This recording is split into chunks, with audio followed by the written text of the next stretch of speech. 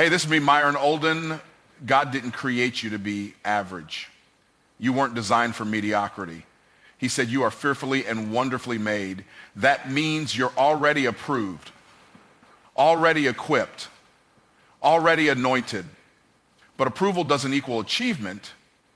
You still have to show up. You still have to focus. You still have to fight. You were never created to live at the mercy of your circumstances. You were designed with divine intention, crafted with purpose, and placed on this earth to fulfill a specific assignment.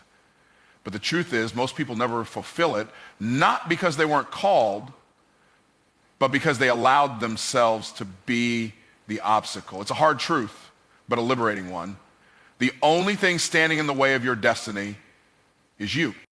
People love to point fingers. It's easy to blame your past, your upbringing, your environment, your lack of resources, or even the people who doubted you.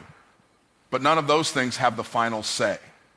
What determines your outcome is not what happened to you, but what you choose to do next.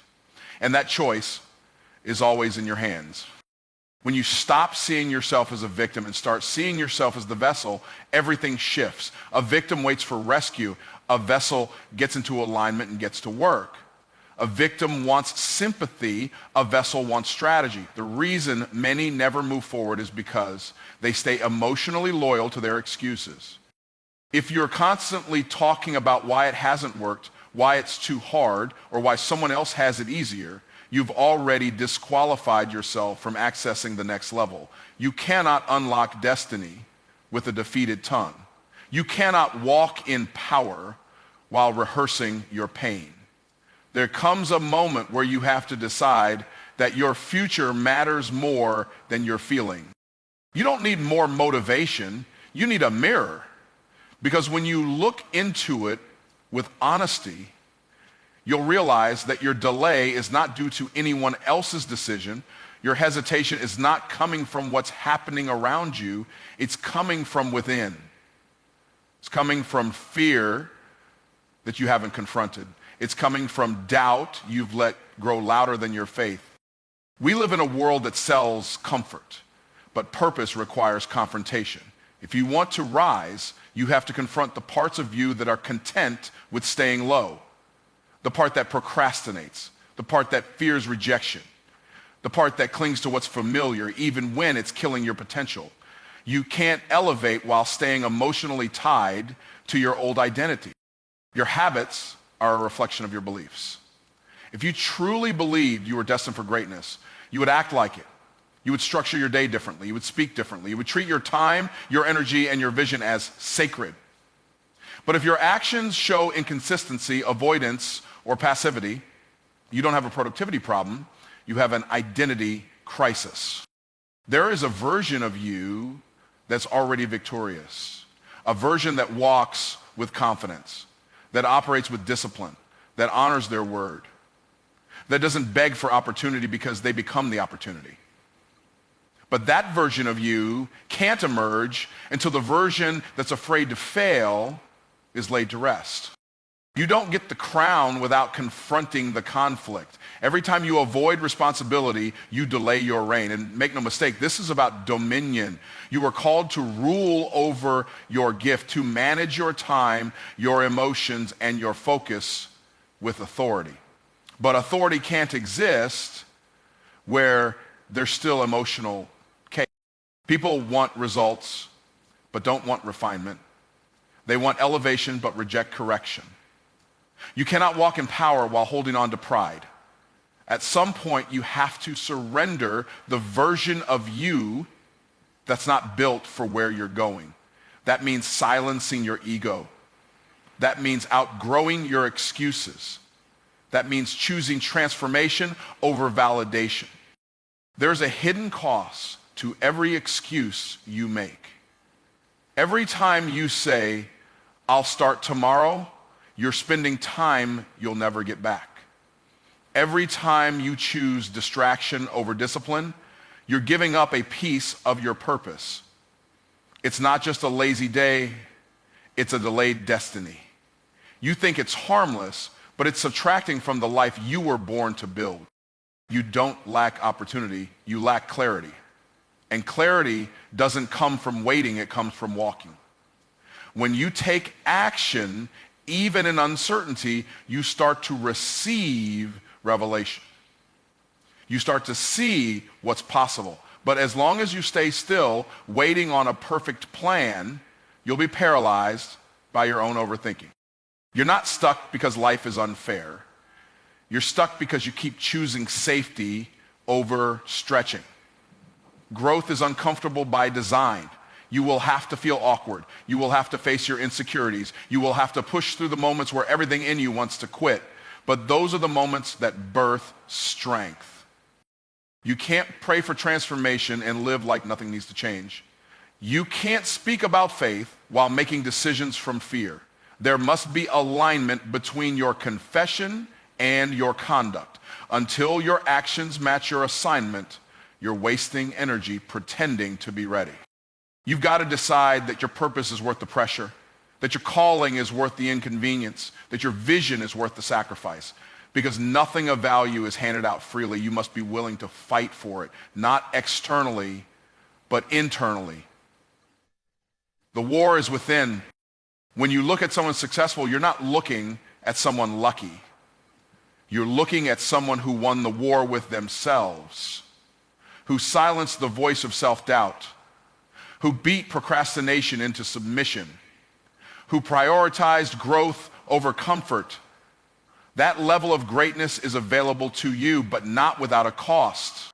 Every day you wake up, you are making a decision to build or to break, to grow or to retreat, to focus or to flee. And every decision either brings you closer to your calling or keeps you chained to comfort.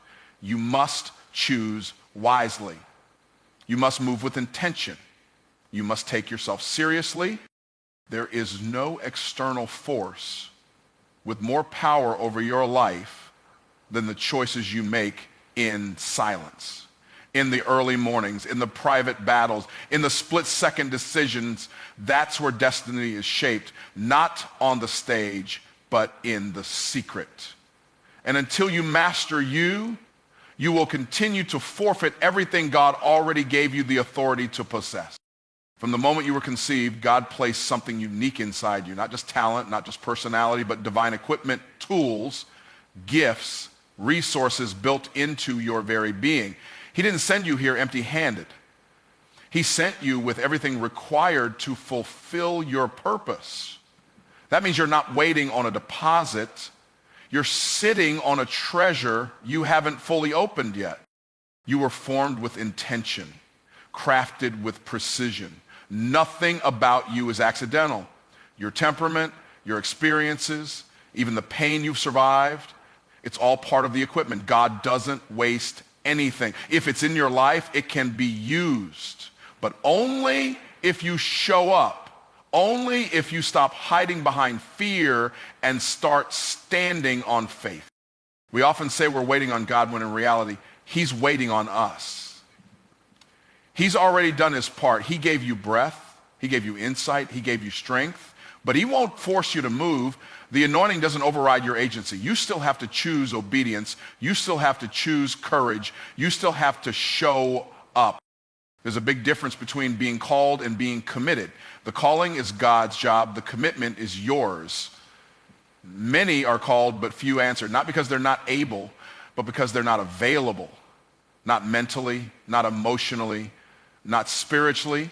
They want the reward, but they resist the responsibility. The equipment doesn't eliminate the need for effort. Just because you're gifted doesn't mean you'll succeed.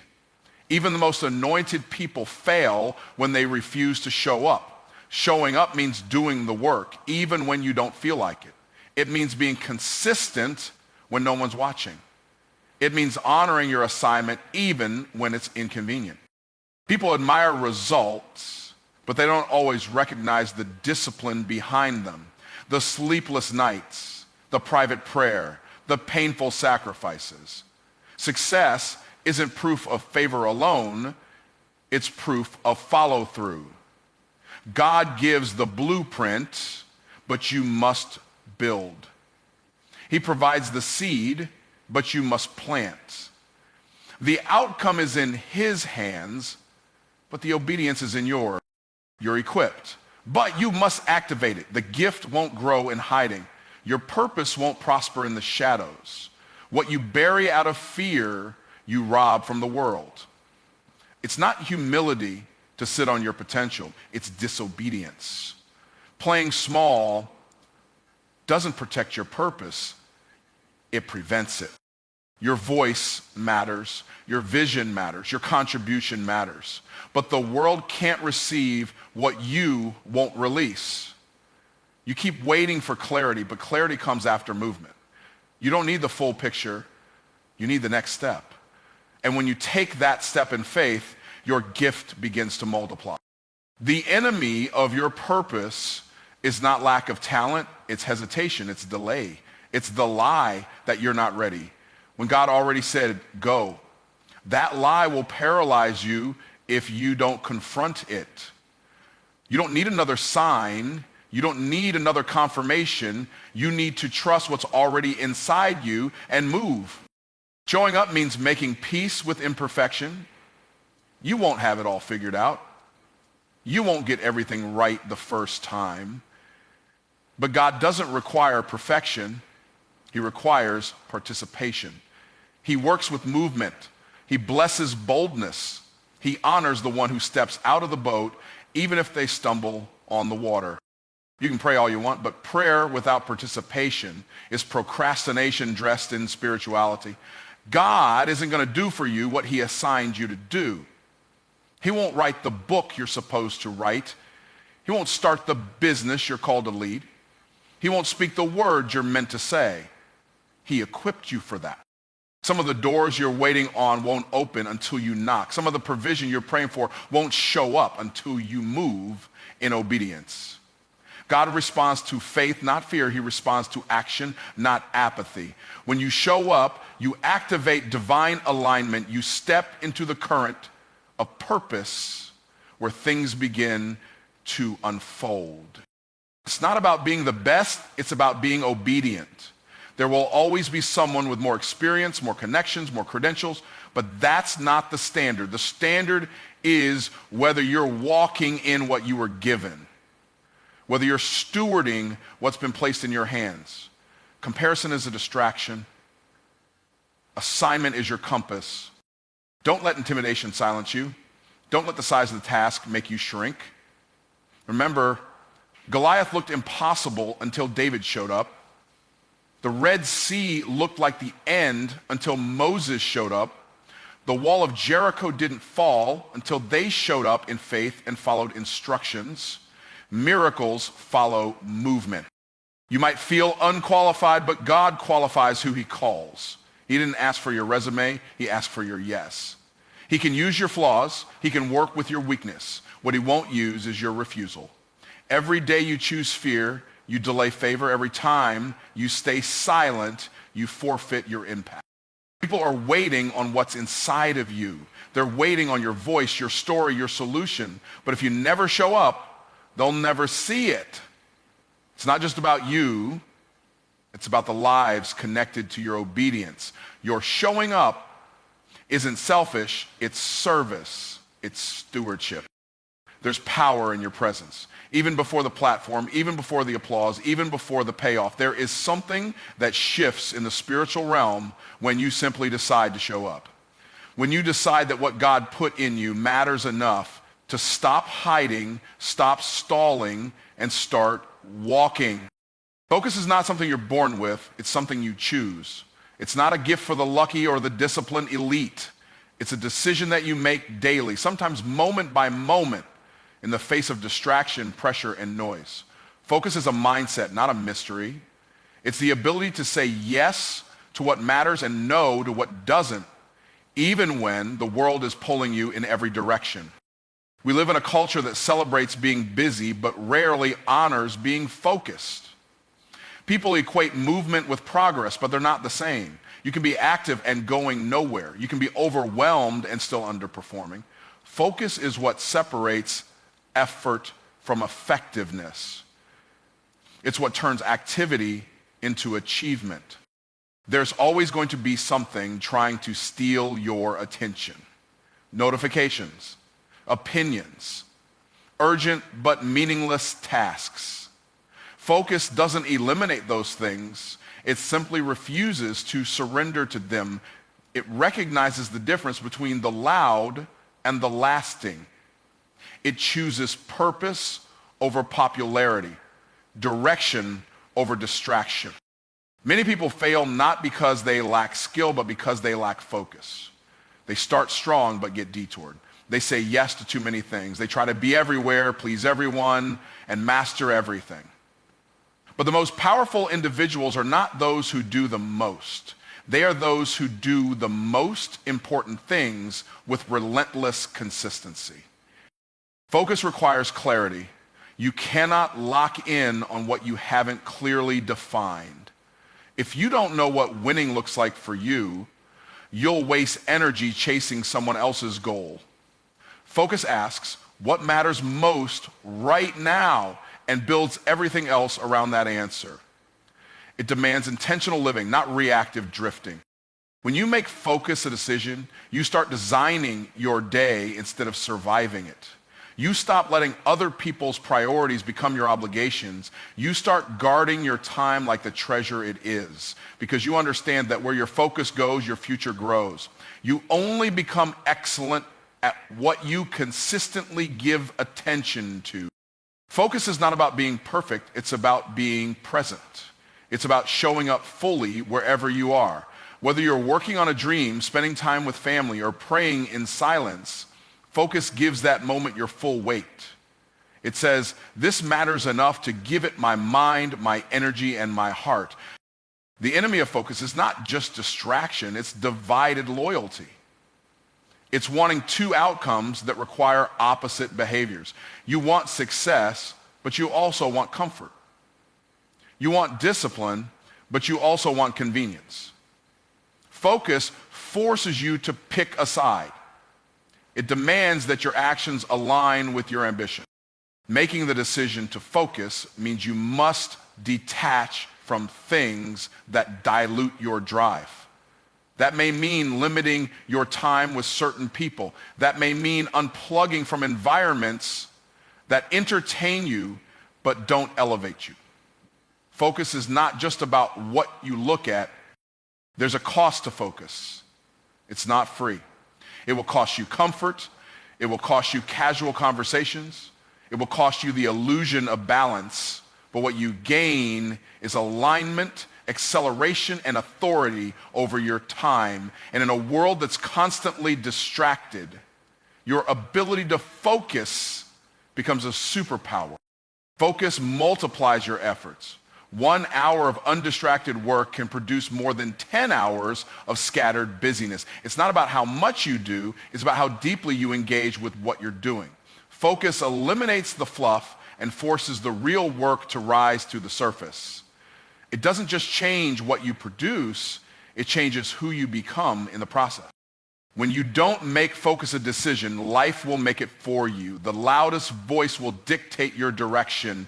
You'll find yourself exhausted, resentful, and far from your goals, chasing things that looked urgent but weren't actually important. Focus is how you reclaim your power from the noise. Every breakthrough begins with focus. Miracles don't manifest in distracted minds. Vision doesn't sharpen in chaotic environments. Focus makes room for revelation. It creates the mental space for strategy to emerge. It tunes out fear and tunes in faith. It turns divine downloads into real results. Focus is how you respect the call on your life. When you treat your assignment casually, you communicate to heaven that you're not ready for more. But when you focus, when you zero in on what you've been given, you signal that you're a good steward. And good stewards always get more to manage. You cannot multitask your way into mastery. The world may praise juggling, but the truth is, mastery comes through immersion. Focus says, I'm going deep, not wide. I'm going all in, not halfway. That level of intensity produces excellence. That level of commitment commands results. Focus also builds integrity with yourself. When you say, I will do this, and then focus until it's done, you build internal trust. That trust becomes confidence, and that confidence becomes momentum. Over time, focus makes you unstoppable, not because things get easier, but because you get stronger. If you ever want to change your life, don't start with trying to fix everything at once. Start with focusing on one thing, one habit, one goal, one area. Give it your full attention. Bring your best effort and watch how momentum begins to build. Focus compounds, just like interest. The longer you stay with it, the bigger the reward. The most extraordinary lives are not built on extraordinary talent. They are built on extraordinary focus. People who decided to lock in, to go deep, to stay faithful to a vision, even when it was slow, even when it was quiet, even when no one clapped. Focus is a decision. And once you make it, you begin to see everything differently. Every visible victory begins with an invisible one. Long before the applause, long before the promotion, long before the breakthrough that others can see, there is an internal war that must be won. That war is between the version of you that wants to rise and the version of you that wants to remain the same. Until you conquer that internal battlefield, the external world will reflect your conflict, not your calling. The truth is, success doesn't start in your hands. It starts in your head. You can have all the tools, all the resources, all the opportunities in the world, but if your mindset is broken, your results will follow. Your life is the sum total of what you consistently believe, think, say, and do. If you don't win within, you'll sabotage everything you try to build without. People think elevation is about skill, but it's really about stability. Can you be stable when things are uncertain? Can you stay grounded when the storm comes? That strength isn't developed on the outside, it's forged on the inside. Discipline, faith, focus, emotional maturity, self-control. These are internal muscles that must be exercised before external momentum can be sustained. Your habits reveal your internal condition. What you do daily is a reflection of what you believe about yourself. If you keep breaking promises to yourself, it's not a time issue, it's a self-worth issue. If you continually procrastinate, it's not a laziness problem, it's a fear problem. You can only produce what you've mastered internally. Winning internally means mastering your emotions, not ignoring them, but ruling over them. Because emotions make great messengers, but terrible masters. If your day is dictated by how you feel, you'll never be consistent. One day you'll feel like grinding, and the next day you'll feel like quitting. Maturity means you move according to purpose, not move. The inner game is about integrity. Do you do what you said you do even when no one's watching? Do you keep your word to yourself? Do you show up for your goals when it's inconvenient? These aren't minor questions. They determine whether you're truly aligned with the life you say you want. If your private behavior contradicts your public ambition, your dream is already in danger. Every setback you've experienced had the power to either break you or build you. Winning internally means using pain as a platform, not a prison. It means looking at your past and choosing to extract wisdom instead of wounds. It means refusing to carry bitterness into a future that's meant to be built in freedom. You can have vision, but without internal victory, you'll remain stuck in cycles. Cycles of fear, cycles of insecurity, cycles of self-sabotage. Until you renew your mind and shift your inner narrative, those cycles will repeat themselves no matter how much you hustle, grind, or chase new opportunities. New surroundings don't fix old programming. Inner victory is about alignment. When your thoughts, beliefs, and actions line up with your assignment, you become powerful. But when your mind is out of sync with your mission, progress becomes impossible. Internal conflict creates external chaos. You can't move forward effectively if you're still fighting yourself behind the scenes. Winning internally means healing. You can't outrun unaddressed wounds. You can't hide behind performance and pretend it's peace. At some point, you have to sit with yourself, confront what's broken, and do the heart work necessary to become whole. You can't build a strong life on a fractured identity. You'll never rise higher than your level of self-perception. If you don't believe you're worthy, you'll reject opportunities. If you don't see yourself as capable, you'll shrink in the face of challenges. Winning internally means seeing yourself the way God sees you, fearfully and wonderfully made, equipped, chosen, and worthy of the assignment. Internal victory also means silencing the inner critic, that voice that tells you you're not enough, that reminds you of every failure, that magnifies your weaknesses and minimizes your progress. You have to confront that voice, replace it with truth, and speak to yourself with the same power you use to encourage others.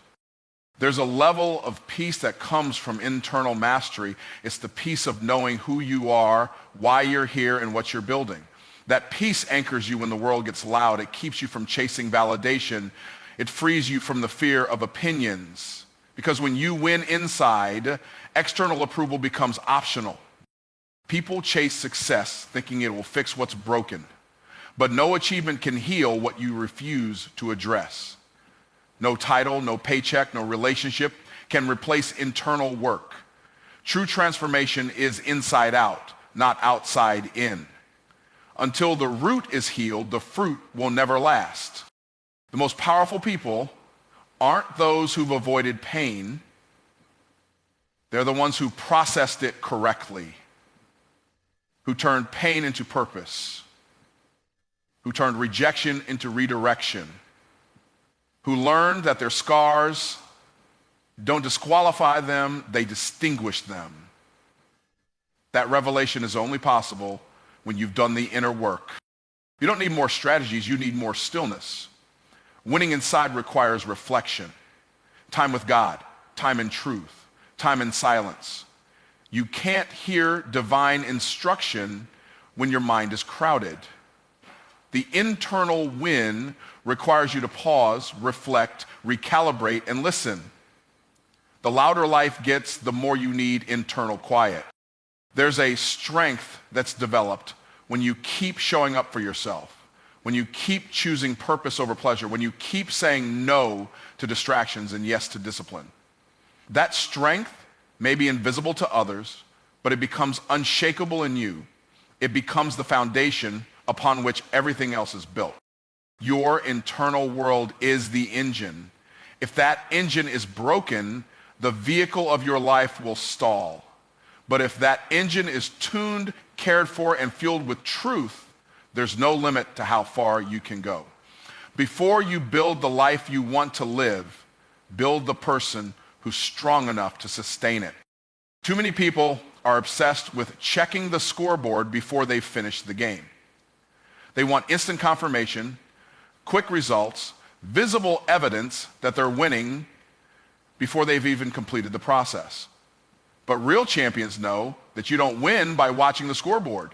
You win by staying locked in until the final whistle blows. Focused, unshaken, relentless. Every time you stop to check the scoreboard, you risk losing momentum. You break your rhythm. You give your energy to something you can't control instead of the work that's still in front of you. The scoreboard might reflect your effort eventually, but it should never dictate your effort. If you keep glancing up for validation, you'll never give your full self to the assignment. The scoreboard is for spectators. Players play. Coaches coach.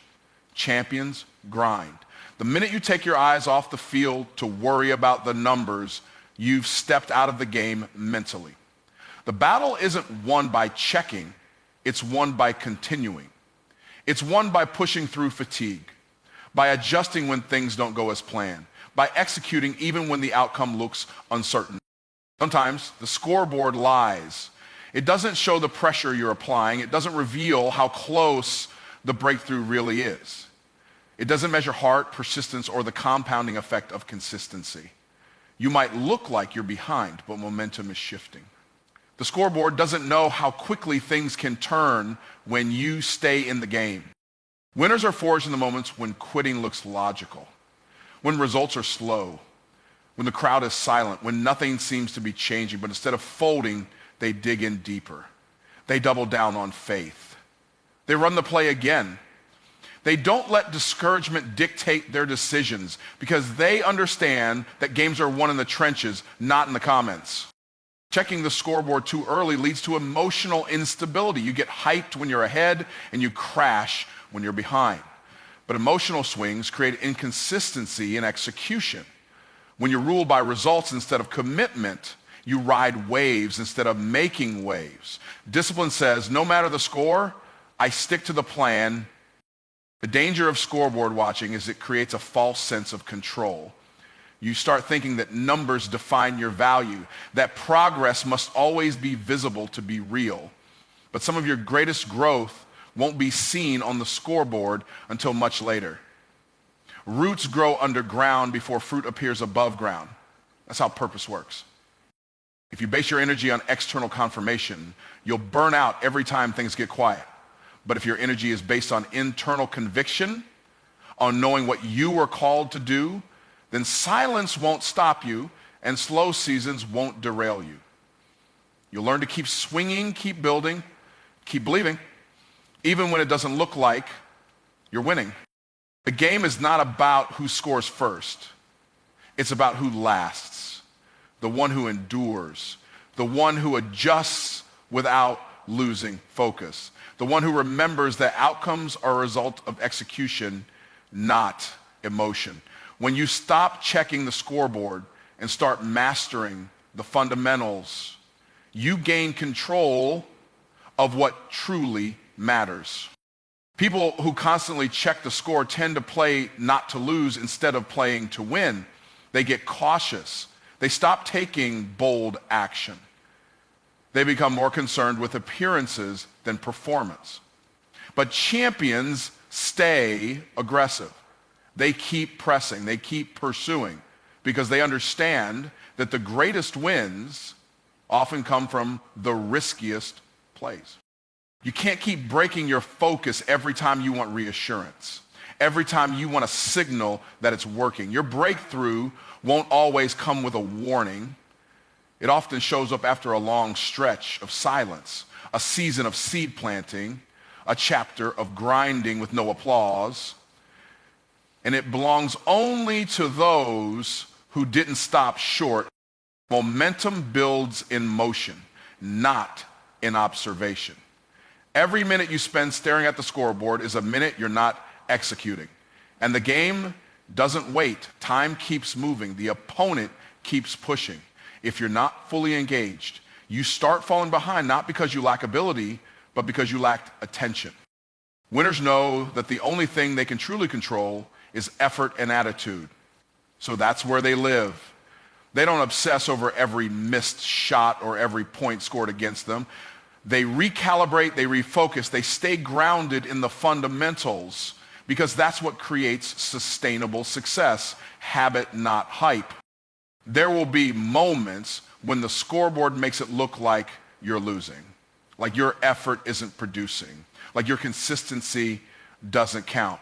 But games have momentum shifts, so do lives. Stay in the game long enough and the tide will turn, but it only turns for the one who didn't walk off the field when it looked like defeat. You weren't called to track progress, you were called to make progress.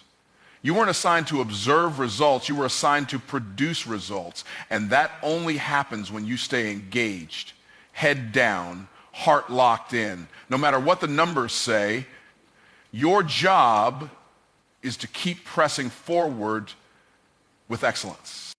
When you stop letting the scoreboard define you, you start playing free. You stop overthinking. You stop hesitating. You play with power, purpose, and presence. You realize that the game is about your growth, your grit, your obedience to the assignment. And when you give yourself fully to that, results follow. Sometimes slowly, sometimes suddenly, but always inevitably. Keep running your race. Keep executing the plays. Keep honoring the process. The scoreboard might not reflect it yet, but something is shifting. The final outcome will take care of itself if you refuse to be distracted. Your job is not to celebrate too early or panic too soon.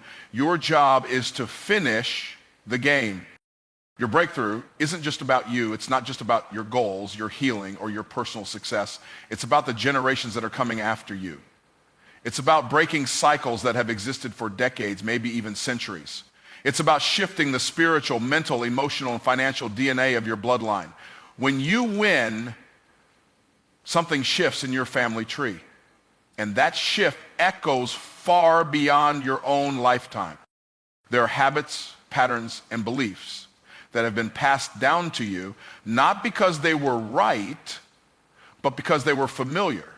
Poverty mindsets, cycles of fear, generational trauma, dysfunctional ways of thinking and living. But just because it was passed to you doesn't mean you have to keep carrying it.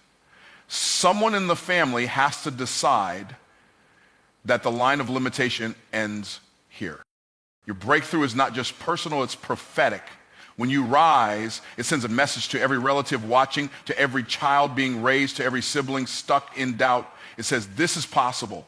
Freedom is possible. Wholeness is possible. Legacy is possible. You become living proof that bondage doesn't have to be permanent. God never blesses just one person for the sake of that one person. Blessing always comes with a purpose beyond self. Abraham's blessing wasn't for him alone. It was so that all the families of the earth could be blessed through him. When you walk in breakthrough, you carry authority not just to succeed, but to set others free. Some of the things you're fighting right now didn't start with you. You inherited them. Fear, addiction, lack, anger, shame, confusion. But if it ran in the family, then you have the power to make sure it runs out with you. Your victory will be someone else's starting point. Your healing will be someone else's hope. You are the interruption to the cycle. Breakthrough isn't always loud. Sometimes it's the quiet decision to forgive when bitterness was all you knew.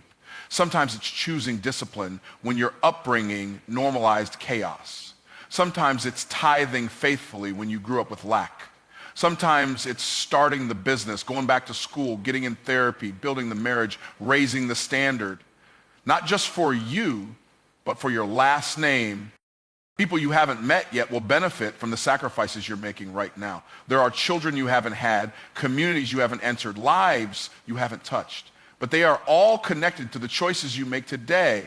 You are sowing seeds in soil that will feed future generations. And even if they don't know your name, they'll feel the fruit of your obedience. It's easy to get discouraged when you're the first to break free, the first to build, the first to speak up, the first to go to therapy, the first to pursue purpose instead of survival. But being first doesn't mean being alone. It means you're the one chosen to pioneer a new path, to walk where others were too afraid to go. You were not called to conform to your environment. You were called to transform it. That transformation starts with a decision. I will not pass this pain down.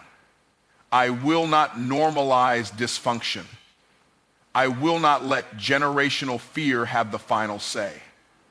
I will be the one who draws the line, builds the bridge, and changes the outcome. Your breakthrough is generational because it carries generational impact. It redefines what's possible. It shifts what's expected. It raises what's acceptable. When you elevate, it pulls others up with you, even if they resisted you at first. They'll see your light. They'll witness the fruit, and eventually some of them will follow the path you cleared. You are someone's answered prayer.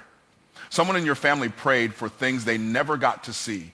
They hoped for healing, for provision, for peace, for a better life. They didn't get to live in the breakthrough, but you are. You are standing on their faith. And now you carry the torch forward, not just for yourself, but for those who are still waiting on their answer. The cost of breakthrough is high, but the reward is higher.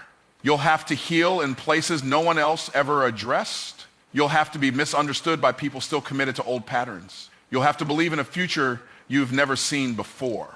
But when you commit to the process, you break open a door that others didn't even know existed. The enemy doesn't attack you because of your past. He attacks you because of your future. He knows what's on the other side of your breakthrough. He knows the impact it will make. That's why the resistance has been so fierce. That's why the warfare has felt so personal. But if the pressure is great, it means the promise is even greater. Sometimes God uses one person to shift an entire generation, one obedient heart, one surrendered life, one faithful voice. You don't have to be perfect. You just have to be willing. Willing to endure, willing to stand, willing to believe when everything says it's over. That willingness becomes the key to freedom for many. You may be walking through pain that feels too heavy to carry, but you're not carrying it for nothing. You're carrying it so your children don't have to, so your siblings don't have to, so the next generation doesn't have to heal from what you refuse to address. You are turning pain into purpose, scars into stories, and battles into banners of victory. People may not understand what you're building. They may not see the importance of your healing. They may mock your growth, doubt your dreams, or try to minimize your mission. But when the breakthrough comes, and it will, they will see that what you carried was not just personal, it was prophetic. You were walking for more than just yourself. Every time you choose growth over comfort, obedience over convenience, and legacy over instant gratification, you move your entire bloodline forward. You're not just changing your life, you're changing what your family expects, what your children believe, what future generations inherit. You are the one chosen to carry the shift